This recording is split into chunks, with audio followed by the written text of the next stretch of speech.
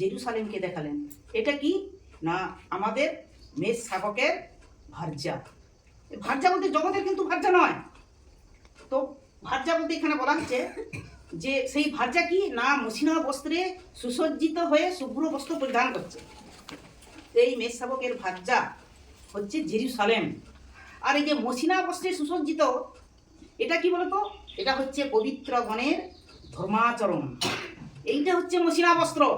এখানে কোনো দামি দামি মসলিন শাড়ি নয়, এইটা হচ্ছে কি পবিত্র গণের ধর্মাচরণ। তাহলে বলছে যিশুগুরু সব স্বভাবকে পরিধান করো। তাহলে যখন জেরুসালেমে আসতেছে সেই জন্য তো বলা হচ্ছে যে জেরুসালেমের মস্তককে না যিশুগুরু, তার স্ত্রীর মস্তককে স্বামী।